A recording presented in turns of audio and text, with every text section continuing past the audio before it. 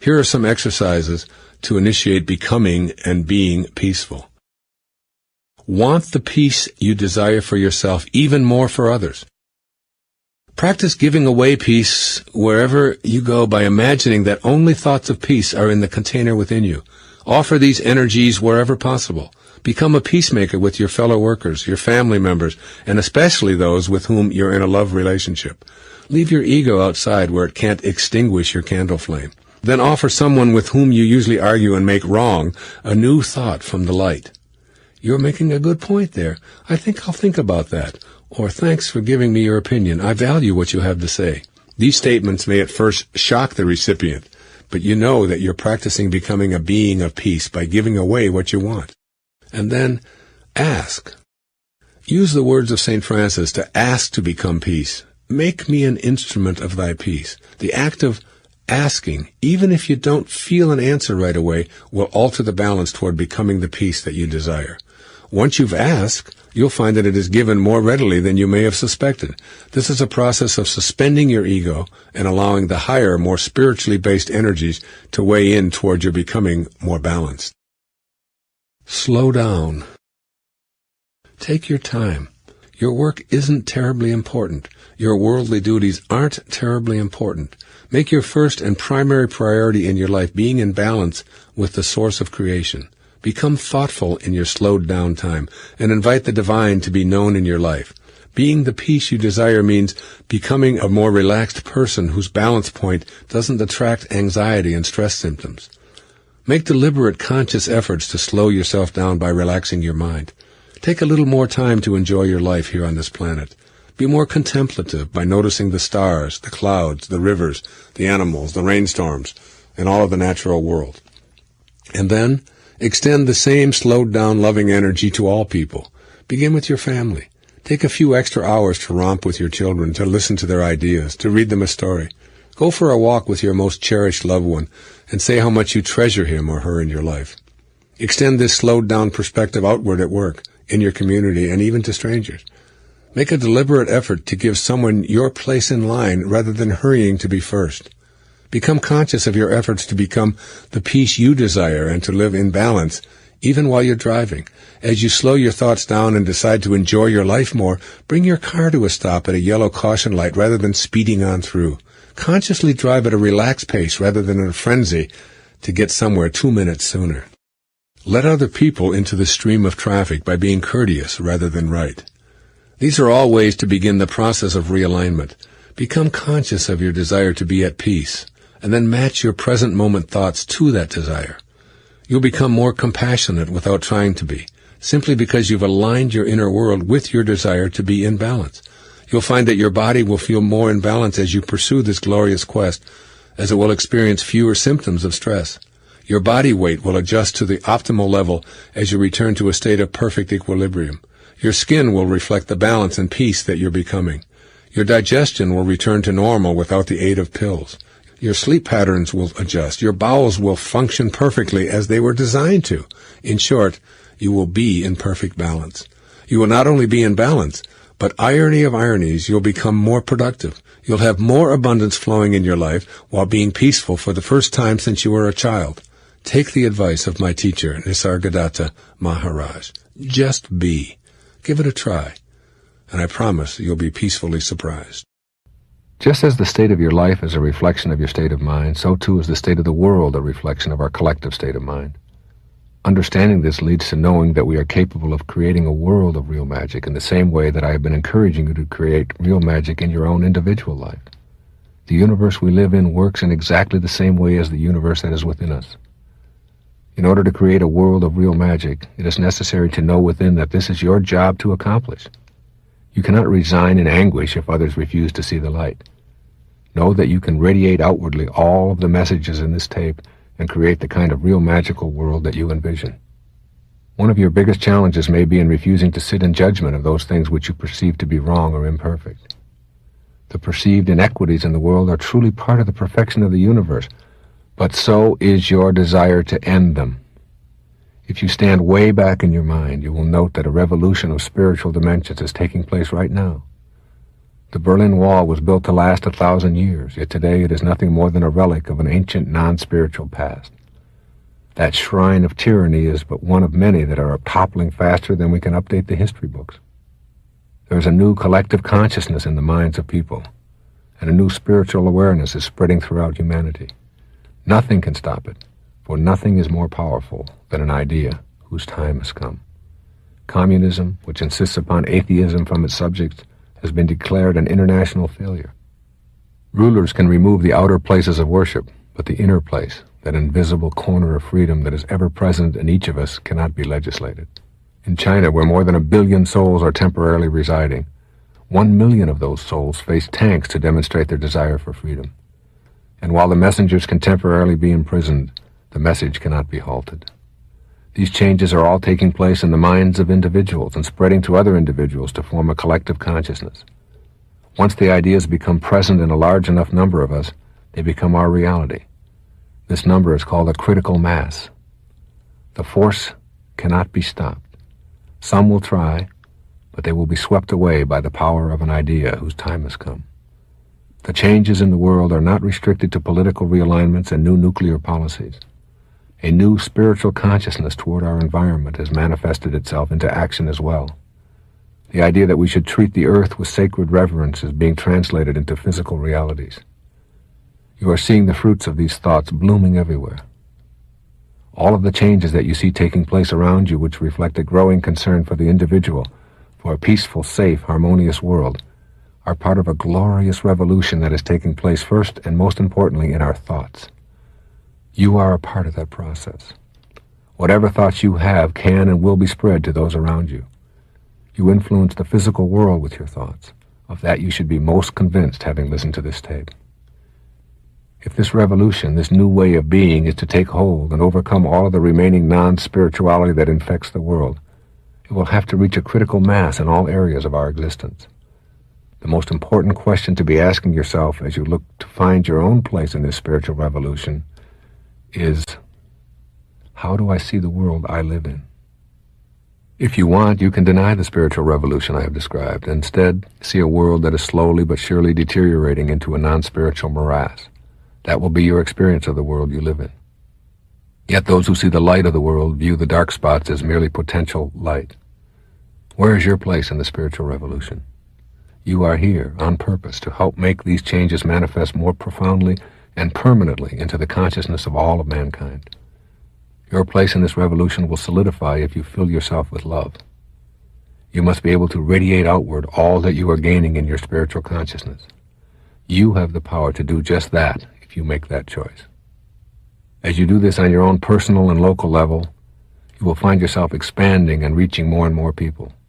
That is precisely what has been happening with all of the spiritual revolution changes that you see around you. You are truly the world, and your thoughts do make all the difference in this world. Have reverence for your mind. Treat your invisible inner reality with sacred, blissful appreciation. In all that I have said about creating real magic, nothing is more important than your coming into contact with the higher part of yourself. At first, you will very likely reject this notion of yourself as a miracle worker in the worldwide realm of real magic. Increasingly, however, people are believing in their own divinity and trusting in the divine wisdom that created them. They are helping to create the spiritual revolution that is now occurring. You, one person with a vision, are like a pebble in a stream, moving ever outward to infinity, impacting on all who come into contact with that ripple, which creates the spiritual world I believe in so strongly. You make all the difference in the world. Your presence here is a divine necessity, perfect and purposeful. This is your miracle-making in action. By aligning yourself with your spiritual side first rather than secondarily, you will radiate out that peace that is within. You will not be dissuaded from your mission just because others are not with you. You will stay focused on what you are for in all areas of your life. The bad news, the emphasis in the media on tragedy and pessimism will not capture your attention. You will note these as areas for improvement, but your inner divine self will be noting also how many acts of healing, kindness, and friendliness outnumber those of suffering. It truly thrills me that I have been able to create this work on real magic from within my mind. It has been a magical journey for me. I shiver inside with the awareness that it can make a difference in your life and in the entire physical world we are all immersed in. My closing quotation is from the ancient writer Philo. Households, cities, countries, and nations have enjoyed great happiness when a single individual has taken heed of the good and beautiful. Such people do not only liberate themselves, they fill those they meet with a free mind. You are that single individual, becoming a spiritual being and taking heed of the good and the beautiful. You will indeed fill yourself and those around you with a new freedom in their minds, the freedom to create real magic. God bless you. Most college majors, when you study, there's a very high percentage of people who major in something in college end up doing something completely different. I'm one of them. It's really about allowing. That's how Abraham puts it. It's just about allowing. It's just having a knowing. A knowing means there's a banishment of all doubt. One of the keys to higher awareness, banishing the doubt. Just letting go of that and just allowing it to flow, that there's an opportunity. I was telling my daughter, the one I spoke about earlier, who's had addiction issues and so on, who's trying to just get herself back after this program and get a job. And she said, it's just so hard to get a job. I said, if you just look around, I said, just look around at, within a mile of where you are. And the next day she called me back and she said, Dad, she said, I got a job. I said, what are you doing? She said, I'm working at a motel. I said, what are you doing in the motel? She said, whatever it is that they want me to. I just walked in there and said, you know what? I just went through this program, and I would just like to do something, like anything at all that I can do. And all of a sudden, she's carrying around keys. This is her second day on the job, and she's only getting paid a minimum wage. It doesn't make any difference what she's being paid. The idea is that there are opportunities in every single moment of our life, but if you're filling your mind with it can't happen, it's not for me, this is a tough economy, things are going bad. If this is the way that you think, it's like, what is the slogan that I'm probably best known for? When you change the way you look at things, the things you look at change. It's a quantum truth. You just change the way you look at it all and say, you walk into a McDonald's and you're working at the French fry machine, and the person that I'm talking about being is thinking, how am I going to own this place? I got to learn French fries first, and then I got to learn how to grill the hamburger, and then I got to learn so I'll just learn all of that, and then I'm going to figure out a way to own this place. And this is how they're thinking. Their mind is constructed that way, instead of looking at the things as wrong, and I can't do it, and it's not possible, and I don't have any opportunities. There are opportunities in every moment. I could go for 2 hours and tell you how the very first book how Your Erroneous Zones got published. In 2 minutes, I can tell you that I was given an appointment I took the manuscript that I had written in 1974, that I told you about earlier, and took it to my agent, Artie Pine, had arranged for me to have a meeting with a man named Paul Fargus at T.Y. Kroll Company in New York City. And I went there, and Paul was so depressed and so upset, and he was just broken down. And I was a therapist. I had a practice there, and I said, I was there to have him see if he would be willing to publish my book. So it was supposed to be about me. And this man was, you could just see, and I forgot about the manuscript, and I spent 3 hours counseling him and talking to him and telling him, because the night before his wife had said she wanted a divorce, and they had 2 children, and he was just so broken up he just didn't know if he could even make it. And we talked for a long time. He became one of my best friends, and I talked to him and helped him through that whole process. And my agent called me after the meeting. He said, so, how did it go? How was your meeting? Are we going to get this book published? You think they'll publish it? And I said, forgot to talk about the book. Never mentioned it. He was so angry at me. It was the only time he was really angry at me. He said, do you know what it took for me to get this appointment for you? You're a nobody. Nobody even knows who you are. And you're not talking about the book. You've just blown the biggest opportunity you ever had. And that Same evening, Paul called Artie and told him, I don't care what his book's about, I want to publish his book. It's true story, true story. So it's like, when you forget about yourself, I mean, what's the lesson in that? You know, when you let go of what's in it for me, and the mantra of the ego is, what's in it for me? How much more can I get? What about me? How about me? I want some more. The mantra of the higher self is, how may I serve? What may I do for you? And when you do that, everything shows up for you. That's when you follow your excitement. And when your excitement, what did I say yesterday? When you follow your excitement, you will be supported and it will be effortless. Because you are now aligned with God. That's what God is, your excitement. What excites you? And what excited me in that moment, back in 1975, when I had that meeting with Paul, what excited me was what excited me every day when I had my practice and my patients would come in and I would talk to them, is helping somebody to get over what seems like a trauma that is just irresolvable. The stewardess was standing there and she said, oh no. Oh no. She knew who I was. I had been talking to her. She said, this is what I dread. I said, what's the matter? She said, there's 176 people on this plane. Every one of them is going to say something nasty to me when they get off the plane. They're going to blame me, they're going to blame the airline, and they're going to... I said, but you don't have to let that in. She said, what are you talking about? I said, well, you've got 2 packages. 2 suits that are protecting you from anybody coming to you with that disharmony. She said, what do you mean? I said, well, you got your uniform. I said, that's one package, and that's over the other package, which is your body, and then both of those are protecting or covering who you really are, which is how you choose to process all of this and how you choose to think and who you really are. I said, each person that comes up by you and says something negative or nasty, you can just let that only be a message to your uniform, to your package. That's not me, and you can remind yourself, they're not talking to me. They can't get to me with that stuff. They can't have that. I don't let anybody come to me unless they come with love or harmony to who I really am. So you can just say, well, I'm very sorry, and have a good... And it's like, and you say, well, they didn't get to me, and they didn't get to me. They're not reaching me with that. And sure enough, she stood there and she watched as 176 people got off, and I'd say 150 of them said something nasty to her on the way out. And each time she just sort of smiled and said, yes, well, it'll be 2 hours. And she gave them instructions on where to go. And when it was all done, she sat down next to me. She said, that was fantastic. It's the first time that we've ever had a circumstance like this where I didn't let it bother me. I said, you don't have to let that stuff into your life. And it's just like in the meditation in the field. When those thoughts start impinging on the field, the pastel that you have created, you don't have to let them in. They bounce. I do it all the time. When I'm driving, and if anybody gives me... I don't take any of that inside. I just say, oh, that's them, and that's how they're reacting to my form. Having a quiet mind, in a practical sense, is really understanding that what I'm talking about is not just for discussion. It's for application.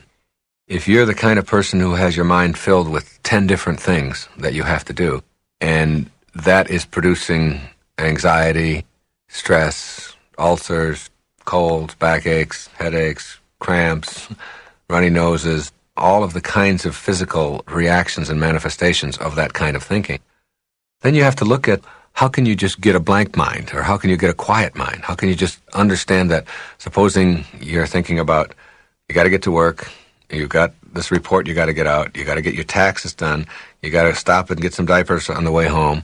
Now the kids need to have bananas, and they've got dance lessons I've got to get them to.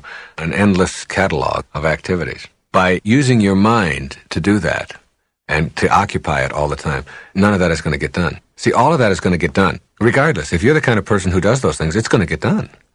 The question is, how do you use your present moments?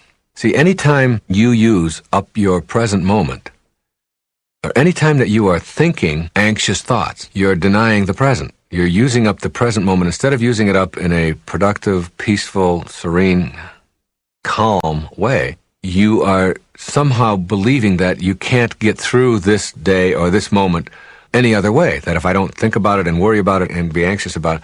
But the fact is, it's going to get done. Your taxes are going to get done. You're not going to jail. You're not the kind of person who's going to opt to just simply not do your taxes. You're going to get the diapers. You're going to get the report done. All of that you're going to get done. Otherwise, you wouldn't be in the position that you're in. You would be doing something else, all right? So if you know that it's going to get done, the question is, what's the most efficient and effective and peaceful way to get things done? I use the analogy often of when you're in a hurry, like when your body is in a hurry.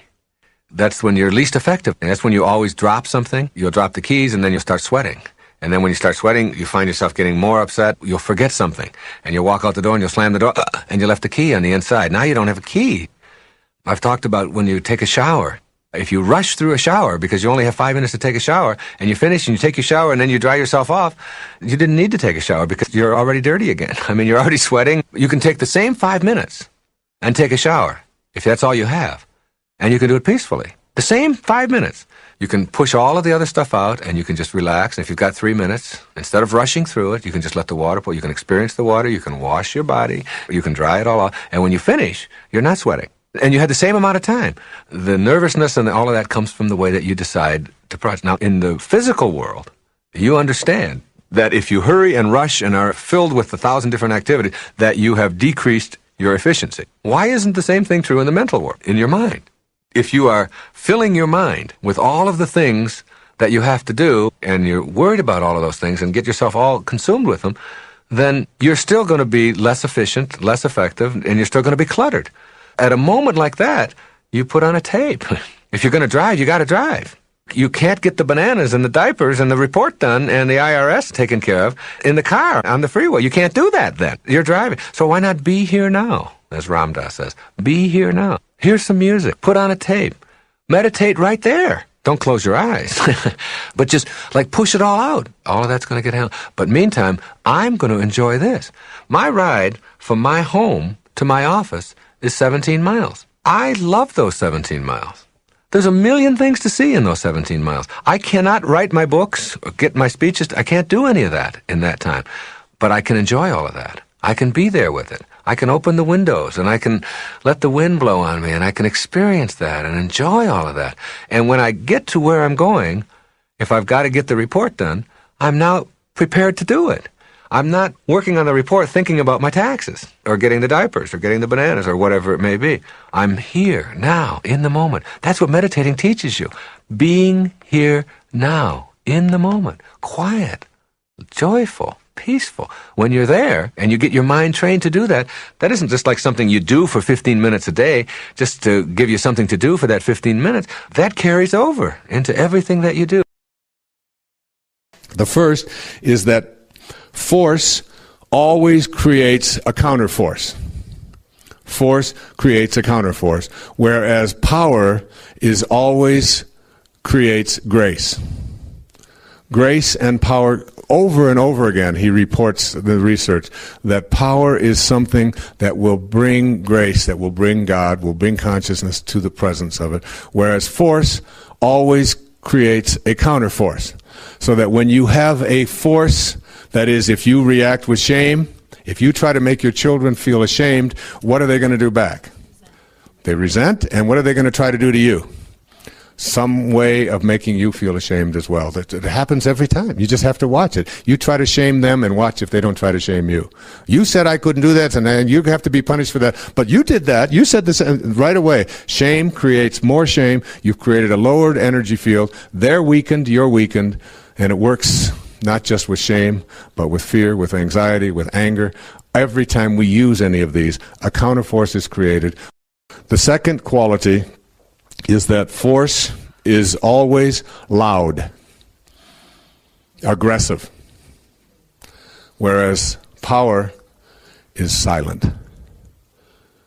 That you raise energy levels through silence, and there's very little movement required when you are empowering, whereas when you get louder, screaming, aggressive, more outgoing, and so on. The third is that force is always moving against something. That's what force is. So whatever it is that you have, we have to move against it. We have to mobilize our forces and defeat it. Whereas power does not move at all. The fourth thing is that force is always incomplete. Therefore, it must be fed energy. You must constantly feed energy of force. You must constantly be talking to it. You must constantly be upgrading it. You must constantly be trying to make it attract more energy. It's always demanding of energy. Whereas power is total and complete, requires nothing from outside itself. Power does not demand anything out there, not any weapons. It doesn't need any arguments to win. Power is that which you are connected to silently. The fifth, force always makes demands. Whenever you are in force, and if you look at any of those emotions and energy levels below 200, you will see that there's a demand to each one of them. Whereas power has no needs whatsoever. It is at peace.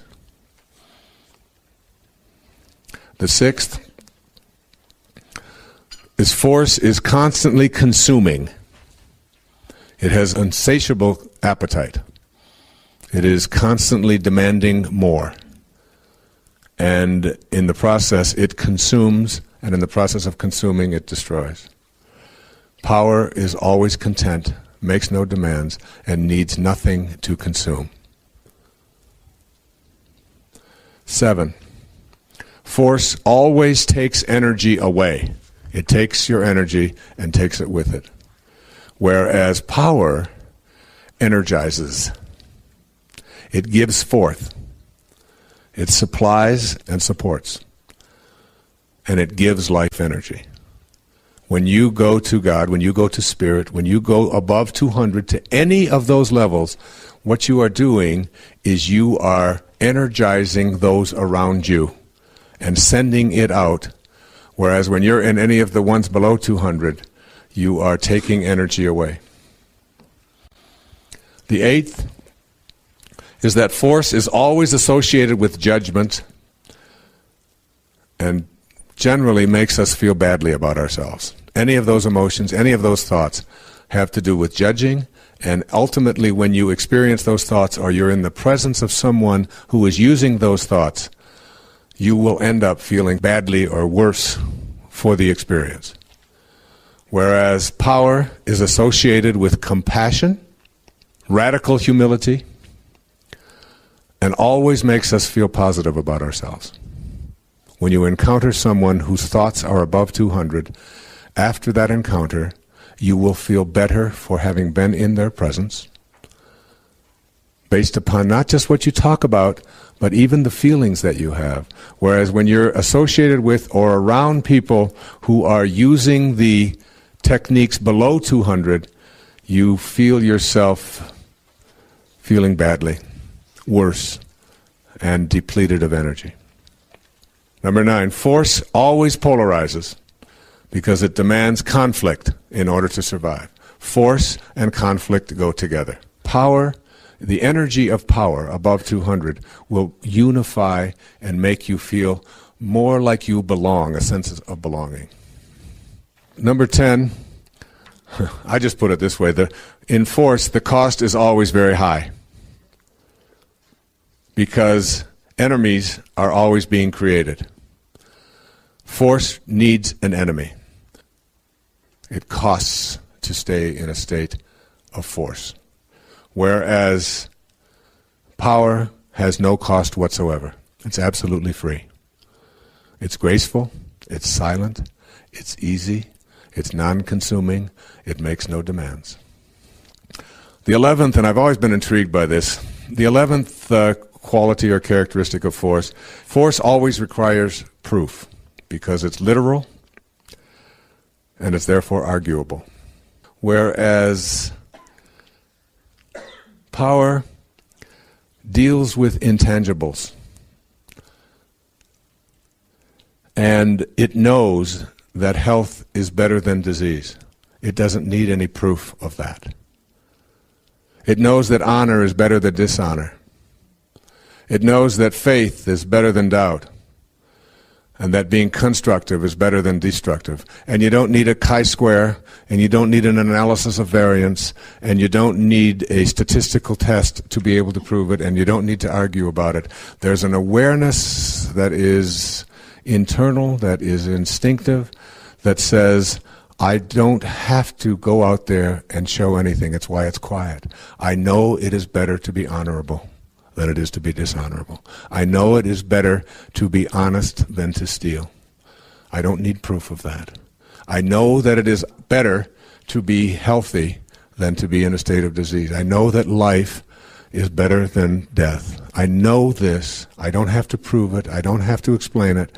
I live in a consciousness of empowerment in which I don't have to go through and look outside of myself to validate whether these things that I know instinctively and intuitively are correct. When we take this power of this invisible part of us, it's so hard to define this. We call it a belief, or you call it a thought, or you call it your soul, or your spirit, or whatever. But that invisible part of you that really determines everything about your life. And you begin to say to yourself, how can I apply the awareness of these thoughts and how I use my mind to make my life all that I want it to be, to bring into my life the things that are important to me, to improve the quality of my relationships, to have the success and so on that I think that I'm entitled to. And it's really getting to the point where you know that every thought that you have has a potential for coming into your life, for coming into form. You start to get real cautious about having anything in your mind that isn't going to work for you, and question why you would keep any of those thoughts in you. I can remember one story of a woman who came to me one time and told me how miserable she was, that she was married to a drunk. And I said, well, what's wrong? And she said, well, he slurs his words, and he repeats himself, and he smells bad, and it's just awful to be around him. And I said, let's see if I understand. Let's see who's crazy in this little scenario you've just described. Now, you said you've married to a drunk, and the drunk slurs his words, and he repeats himself, and he smells bad, and he sounds foolish. I said, that's every drunk I've ever known does exactly that. We got a drunk who's acting and doing everything that you would expect a drunk to do. Now we got you, and you're married to someone that you call a drunk, and you're expecting him to be sober. Now who's crazy? The drunk who's doing what he's supposed to, or you who's expecting someone who is what you've defined him to be something different than what they are? He is what he is. And why would you want to entertain, why would you want to keep thoughts in your mind that are making you miserable, which is going to expand misery for you in your life by just having those thoughts? Why not change around those thoughts and tell yourself that you're, like, if you argue for your misery, then the only thing you're going to get is your misery. You have to get that, and you're arguing for it all the time. You're going around talking about how miserable you are. So you want to get real careful about that. And I suggest to every one of you that whatever it is you find yourself incapable of doing, or whatever you found that has been a great obstacle, or whatever it is that's in a relationship that isn't working, that you just can't seem to transcend, or whatever's going on with a particular employee, or a way that you're approaching anything in your business, that if you examine, just for a moment, if you examine what belief is it that supports this behavior, because the ancestor to every action is a belief, is a thought, and then work at re-examining that. I mean, I've done that so many times in my own life, and things that don't seem like they're that important to other people. Like, my wife doesn't understand why certain things about my tennis game that I play every day that I've really challenged. I mean, I grew up with the belief that I couldn't hit a backhand. And it was for 10 years I told myself that I don't have a backhand, I can't hit a backhand. And then I began to change that belief around. And it wasn't that I just, practice. I began to visualize myself doing all the things that it takes to make a backhand work for myself. I began to do that with a serve. I began to do that with a drop shot. Instead of telling myself, I can't hit a drop shot, and then acting out on that, and a whole match will go by, and a whole year will go by, and I'll never hit a drop shot, or I'll never hit a lob, or I'll never try a spin serve, or whatever. If you keep telling yourself that you can't do something, you act on that belief, and whether it's just a silly little thing like improving your tennis game, which isn't so silly if you're making your living off of it, or if you're coaching it, or any other skill area, or anything in your life, change around the thought, as you think, so shall you be. And it's something I'd like to suggest to you when I talk about you can't give away what you don't have.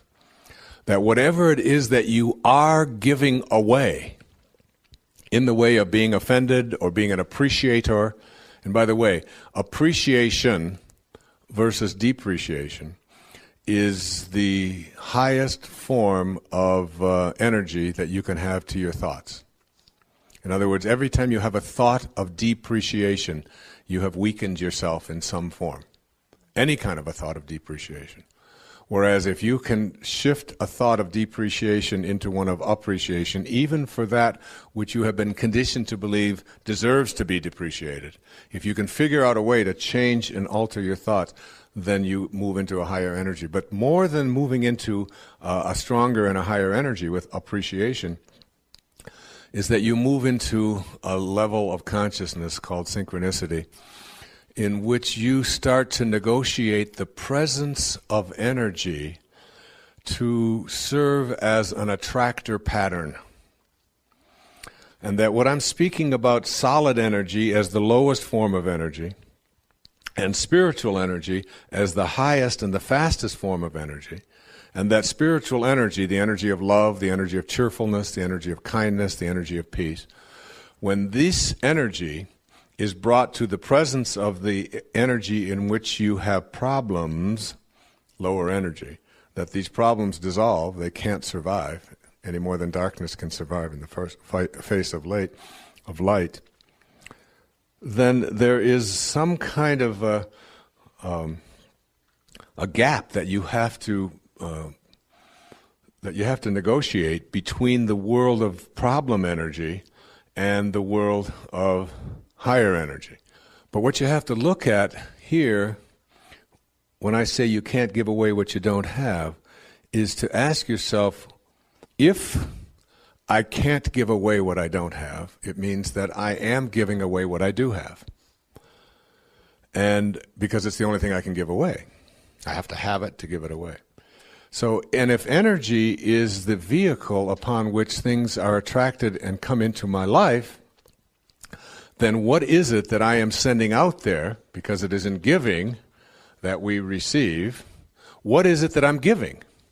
What am I sending out there? What kind of energy do I send out there? And begin to look at that as the rationale and the explanation and the reasoning behind what is showing up in your life. That it really has nothing to do with what's going on outside of you in other people and in other events and in what other people are saying or doing or circumstances of your life. As much as we like to use that as an explanation and a rationale for it, that in fact, if you can change around your thinking to ask yourself, why do I keep attracting what it is that I'm attracting into my life, and what can I do to attract something different into my life? These things that we're calling attractor energies, that possibly, just possibly, I might be able to come to a place where I recognize that everything that's going on in my life, everything, I take responsibility for. And if I continue to attract the wrong people, or scarcity instead of abundance, or illness instead of health, or unhappiness rather than happiness, or fear rather than faith. And again, I always go back to that very famous prayer of St. Francis, where there is doubt, let me bring faith. Where there is despair, hope. Where there is darkness, light. Where there is sadness, joy. Where there is hatred, love. And if I can find a way to rid myself of those, just the thoughts, that I might possibly open myself up to a new idea, a mind that is open to everything, is one in which I say that I have been responsible for attracting all of these things into my life, and now I'm going to work at it for a given period of time of attracting something different into my life. I'm going to go with new attractor patterns of energy. I'm just going to go with it and see if I can make that shift begin to take place. And this thing that I have referred to as synchronicity is something that Jung said is something that is very real and is very powerful and is something that you can access. Which means that as you reach a faster energy yourself, you see, if everything is energy and nothing happens until something moves and everything is moving, then you yourself are just a great big bundle of energy. You are just vibrating. And if you are a bundle of energy, if you buy this idea that your hand and your feet and your eyes and your entire body is really nothing more than a series of very, very tiny subatomic particles all moving together very fast with spaces between them, and you see that and you can get that, then you recognize that there's got to be a frequency at which you are vibrating. It's got to be vibrating at some frequency. And if you can also accept the idea that if I could move to a faster and a higher, more spiritual energy, that I will literally change the vibration at which I am vibrating, then it begins with the thoughts. It begins with how I am processing and thinking thoughts, that I can absolutely get to a place where I can start to radiate out different kinds of energy. If I had a woman from Holland who came over to see me, whose husband had left her after 25 years. She had 4 children, and she just had been on the verge of suicide. And she was losing weight, and she was depressed, and she was taking all kinds of drugs for it, and she was getting sicker and sicker because she just couldn't get over it. And she came to a book signing that I was doing at a bookstore down in Florida. And she said, "You've got to say something to me. You've got to say something to me that will help me to get over this." And I told her this line. I said, "Give up your personal history. Merge yourself here, now, into this moment. And those 25 years are something, if you want to understand how to do it, think of your past as, this hat. And this is your past. Now you can't just set this thing down over here and walk away from it and give up your personal history, because you'll always have it there to look back at. What you do is you pick up your past and you embrace it. You understand it, you accept it, as I had to go through these things that I had to go through in order for me to get to this place today, and the evidence for that is that I did. You don't need any more evidence. You did. And then you toss it. You toss it. You embrace it, and you toss it. And you merge into the now by giving up your attachment. And some of you have heard me use the metaphor of the wake. Alan Watts talked about the wake is not what drives the boat. The wake is just a trail that is left behind. That's all it is. And so is the wake of your life. And the wake doesn't make the boat go, and neither does the wake of your life, the reason why your life is going in the direction that it is. The wake is a trail that is left behind, and it's an illusion to believe that it is the cause of your suffering or your struggles or your difficulty. Give it up. Let it go. Embrace it, understand it, get help doing that if you must, and then move into the now. Wisdom is avoiding all thoughts which weaken you. You know, every thought has an energy, just like everything else in the universe.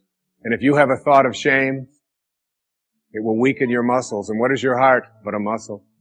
If you raise a child to believe in shame and feel ashamed of themselves, every time they think that shameful thought, they will be weakened. And if you have a thought of fear, and if you have a thought of stress, and you have a thought of anguish and anxiety, all of these thoughts and many more are the thoughts that will always weaken you. When you are having a thought that you know is disempowering you, shift it. Shift it to one that is empowering rather than disempowering. And the thoughts that empower are thoughts of neutrality and willingness and love, and ultimately thoughts of divinity. And when you see a troubled person who is out there struggling at the highest level of unity consciousness or God consciousness, or spiritual consciousness, you recognize yourself in all that you see. There, but for the grace of God, go I. And I am connected to that person. Changing your thoughts. I appeared on the Tonight Show many years ago, several times, quite a few times. And I remember coming home from the Tonight Show, and I was walking along the beach, and they had taped the show the night before, and I was out for a walk, and a woman who lived in the Northeast stopped me, and she said, "Didn't I see you last night how could you be here?" I said, "Well, I flew the red eye, and I was walking along." She said, "You know, we're moving down here." She said, "What are the people like here?" what's it like? And I said to her, I said, well, what are they like where you live? She said, well, I live in a very big city. And she said, they're very pushy. And people are not very kind. And they don't have time for you. And she said, it's really not very pleasant. She said, that's one of the reasons I'm leaving there.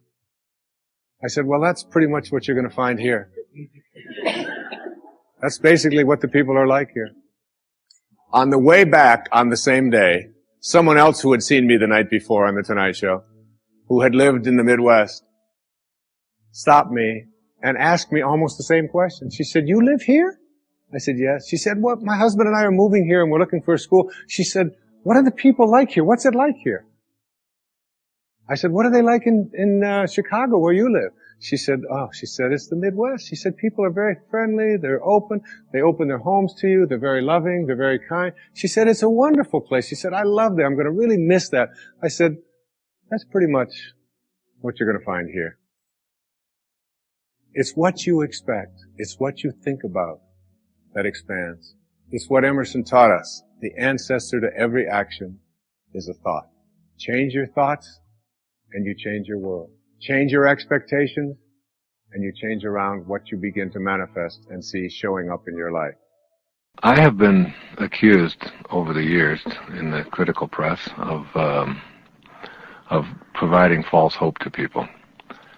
People will call, and I'll be on a talk show on the radio someplace in the world, and someone will call in who's been diagnosed with a terminal illness of some kind, and I will talk to them about not buying into the diagnosis. About why would you just listen to a group of people who have a vested interest in convincing you of this impending doom in your life, and the law that has ever allowed any miracle to ever take place in the history of humanity is still on the books. It hasn't been repealed.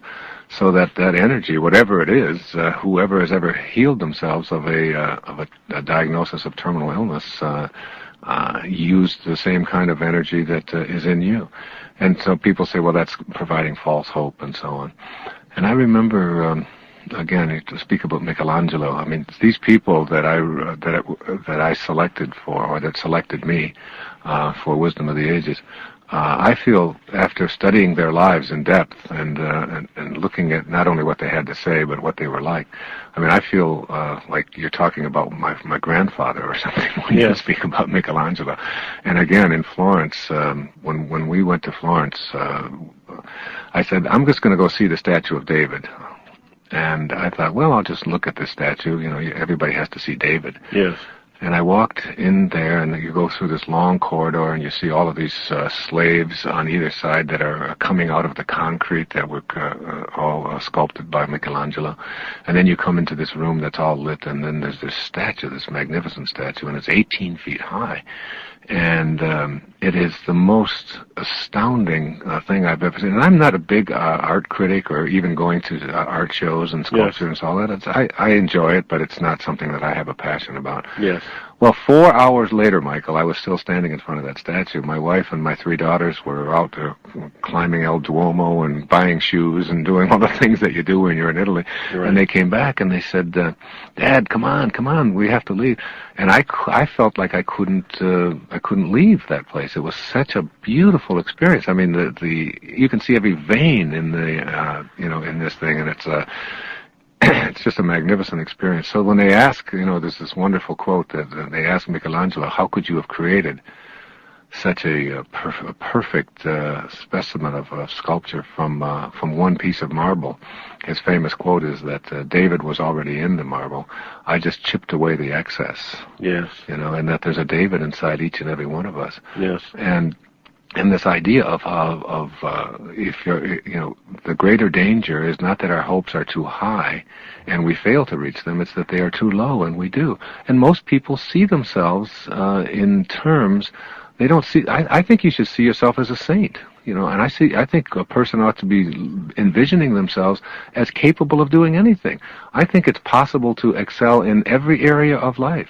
That is, you don't have to sort of restrict yourself to one area. I think you can enjoy going to a National Football League game in the afternoon and going to the ballet in the evening. Yes. When people say, well, you're a speaker, usually speakers, and you get paid a lot for speaking, so usually speakers are not good writers, or because one is introverted and supposedly and one is extroverted.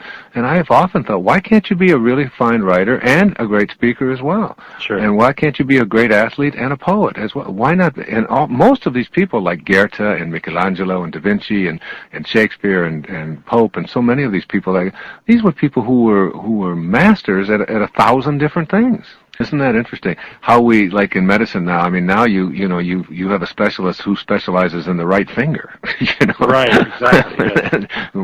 We have hand specialists, we have foot specialists, and nose specialists, and imagine going to school for years and studying only the hand. Yes.